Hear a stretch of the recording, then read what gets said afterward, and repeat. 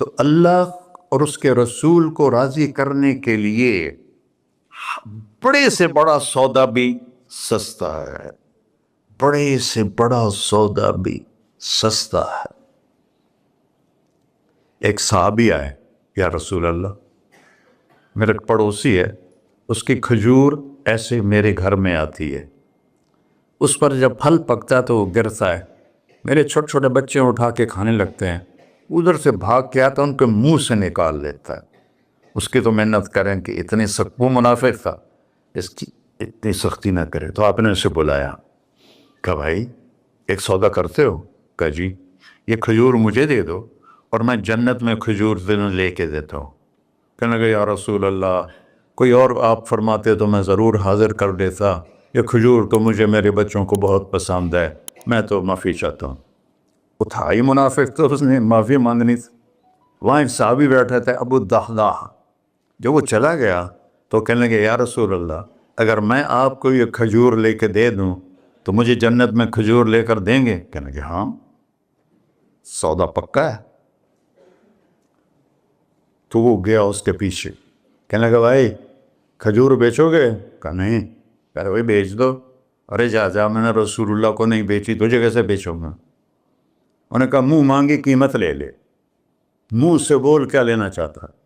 ابو الدحداح کا باغ تھا تیار، 600 کھجوریں، میں ذمہ دار ہوں، مجھے پتا ہے کہ 600 کھجوروں کی کتنی قیمت ہوتی ہے۔ جیسے آپ بلڈنگ کو جانتے ہیں، میں نہیں جانتا، آپ ذمہ داروں کو نہیں جانتے، میں جانتا ہوں۔ 600 کھجوروں کا باغ۔ تو اس نے اس کو لاجواب کرنے کے لیے کہا اپنا باغ دے دے، کھجور لے لے۔ اب یہ کہتا ہے پھرے گا تو نہیں؟ آپ لوگ تاجر بیٹھے ہیں، اس کے بول کی طاقت دیکھو، اس سے کہہ رہا ہے اب معاہدے سے پھرو گے تو نہیں؟ انہوں نے کہا میں پاگل ہوں جو پھرا، میں نے 600 کھجوروں کا باغ لگ گیا۔ پھر انہوں نے کہا چل ڈن، 600 کھجوروں کا باغ تیرا اور یہ کھجور میری۔ اور وہاں سے سیدھا گیا اپنے باغ میں۔ کھجوروں کا زمانہ تھا تو مدینے والے کھجوروں کے پھل کے زمانے میں باغ میں شفٹ ہو جاتے تھے، چھوٹے چھوٹے بنائے ہوتے تھے کمرے، وہاں بچے وہ سب رہتے تھے، کھجوروں کی پہرہ داری بھی اور توڑنا بھی۔ تو وہ ہائے قربان جاؤں نبی کے صحابہ تھا، وہ باغ میں اندر نہیں گئے، باہر کھڑے ہو گئے کہ کہیں نیت نہ بدل جائے، اتنا بڑا باغ دیتے ہوئے۔ باہر سے پکارا ام الدحداح بیگم، کہ جی، کہ باہر آ جاؤ، بچوں کو بھی لے کے آ جاؤ۔ کیا ہوا؟ کہا میں نے باغ بیچ دیا۔ انہوں نے کہا کتنے میں؟ کہ جنت میں کھجور مل گئی۔ وہ کہنے لگی ربح البیع ربح البیع ربح البیع، واہ ابو الدحداح کیا سودا کیا تو، کیا سودا کیا تو۔ ارے کہ عورتیں زیادہ شور میں جاتی، مروا دیتا ہے کہ بچے کے تو کھاسیں تمہیں کہ تو کھاساں، ربح البیع۔ اس کے بعد بھاگا ہوا آیا اللہ کے نبی کے پاس، یا رسول اللہ میں نے کھجور خرید، آپ اس انصاری کو دے دیں۔ تو آپ نے پوچھا کتنے میں خریدی ہے؟ کہ سارا باغ دے دیا ہے، کھجور لے لی۔ آپ نے کہا پہلا سودا کینسل، کم من عذق رداح ودار فیاح لأبی الدحداح۔ اب تیرے لیے میں دیکھ رہا ہوں تیرے رب نے جنت میں کھجوروں کے باغ لگا دیے ہیں، اور تیرے پوٹھے کی جگہ کھجوروں میں محل بنا دیے ہیں سونے چاندی کے۔ جنت میں تو مٹی نام کی شے کوئی نہیں، لوہے نام کی شے کوئی نہیں، ایک ہر گھر ایک انچ سونے کی، ایک چاندی کی، ایک زمرد کی، ایک یاقوت کی، مشک کا گارا اور زعفران کی گھاس، اور اس کا لنٹر اللہ کا عرش ہے۔ تو سودے کر گئے، اب سب کچھ کرو، اللہ رسول کو پیچھے نہ چھوڑو، کیونکہ ہمیشہ تو زندہ نہیں رہنا، چلے جانا ہے۔ ہمارے نبی پہ قربان جائے، انہوں نے ہمیں کیسی پیاری زندگی دی۔ وضو سے پہلے ایک دعا سکھائی ہمارے نبی نے، ہم 5 دفعہ تو کم از کم کرتے ہیں وضو، کہ اللہم اغفر لی ذنبی ووسع لی فی داری وبارک لی فی رزقی۔ دنیا بھی جوڑ دی، آخرت بھی، یار میرے کو معاف فرما، مجھے بڑا گھر دے، مجھے کھلا گھر دے، مجھے کھلا کر دے، اور میرے رزق میں برکت دے۔ کھلا گھر اللہ کی نعمت ہے، آپ لوگوں کو میسر کر رہے ہیں سہولتیں، آپ کو اجر ملے گا اگر اس میں جھوٹ نہ ہو، سود نہ ہو، کھوٹ نہ ہو، ہیرا پھیری نہ ہو، وعدہ خلافی نہ ہو، تو یہی آپ کی جنت کا راستہ ہے۔ تو اللہ رسول سے صلح کر لو بھائیو، بس میری اتنی گزارش۔ اور آخر میں ایک حدیث سناتا ہوں، 10 لاکھ حدیثیں ہیں میرے نبی کی، ایک سناتا ہوں ساری کور ہو جائیں گی۔ ایک تو ہے فرض، نماز نہیں چھوڑنا، روزہ نہیں چھوڑنا، زکوٰۃ نہیں چھوڑنا، حج فرض ہے نہیں چھوڑنا۔ اس کے بعد میرے نبی نے کہا 4 چیزیں مجھ سے لے لو، 5ویں نہیں کہیں کہ 4 باتیں مجھ سے لے لو، صرف 4 باتیں مجھ سے لے لو، دنیا بھی تمہاری ہے، آخرت بھی تمہاری۔ سبحان اللہ۔ اور اس سے زیادہ کیا آسانی دے میرا نبی؟ اتنے 100 نفل پڑھو ہوتے، اتنے عمرے کرو ہوتے، اتنے حج کرو ہوتے، اتنی تہجد پڑھو ہوتے، تو سارے مر گئے آج سے۔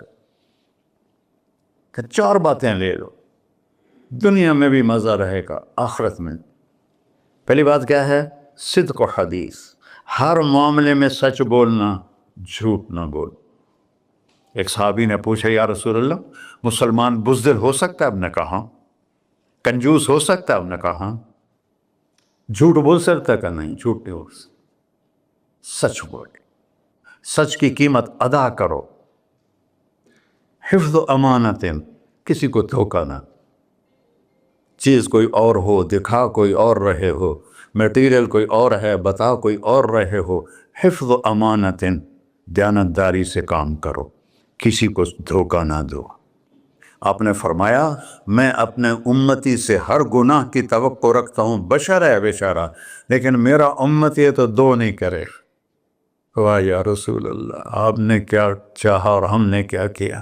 کہ 2 کام نہیں کرے گا، ایک جھوٹ کبھی نہیں بولے گا، ایک دھوکہ کبھی نہیں دے گا۔ اور سب ہمارے، میں تو 100 ملک پھرا ہوں، مسلمان جھوٹ اور دھوکے میں پھنسے پڑے، غرق ہوئے پڑے، چاہے عربی ہیں چاہے غیر عربی ہیں، مالدار ہیں فقیر ہیں، اس گندگی میں سب ڈوبے ہوئے ہیں۔ تو صدق و حدیث، سچ بولو، حفظ و امانت، دھوکہ نہیں دیا۔ تیسری کیا ہے؟ حسن خلیقت، اخلاق اچھے کر، اخلاق اچھے کر۔ اور اخلاق اچھے کرنے کے لیے ایک کام کر لی، اس کو تالا لگا، صرف ایک کام،